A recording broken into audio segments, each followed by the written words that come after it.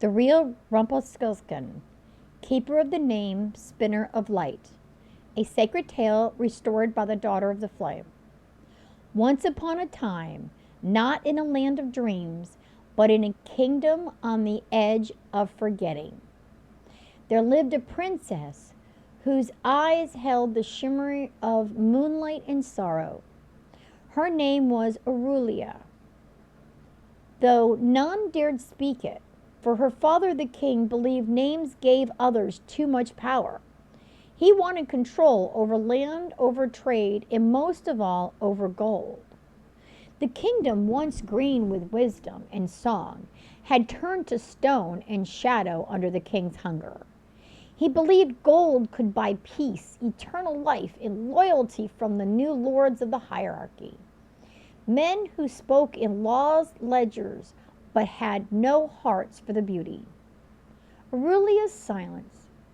Aurelia spent her days in the high tower, weaving straw mats and whispering prayers to the wind.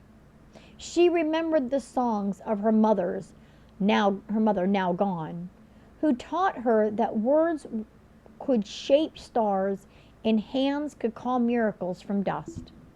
One night, the king burst into the tower in a fury. "You," he roared, "you told them you could spin straw into gold." She had said no such thing, but the hierarchs were watching now. And so the king, drunk on fear and ambition, locked her inside. "Spin this straw by dawn, or you will be cast into mines with the forgotten." A whisper in the dark. That night she cried, not from fear, but from the betrayal of a world that forgot love. And then he came, not through the door, but from beneath the stones, from the old earth that remembered her name. A small figure cloaked in green ash and moss appeared. He called. He said gently, voice like gravel soaked in honey, "You called?"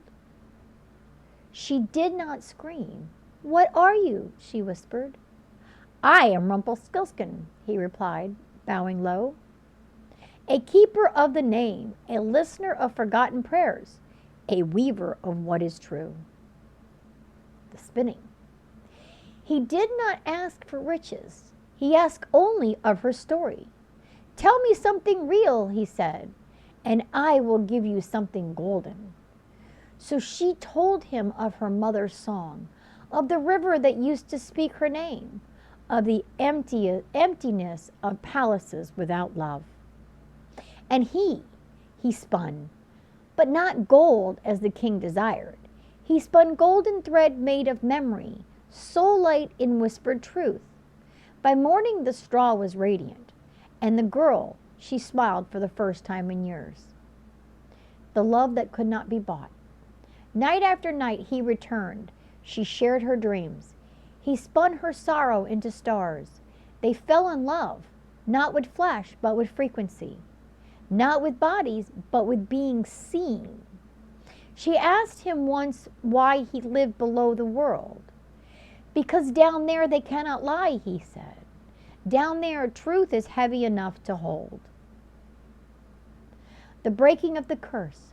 When the king demanded Aurelia marry one of the hierarchs, Rumpelstiltskin came to her, not with jealousy, but with a gift. "I will give you a way out," he said, "but you must remember my name, for it is not just mine, it is your freedom." She wept. "Rumpelstiltskin," she said, "I would never forget you." And she never did. She left the palace the next moon.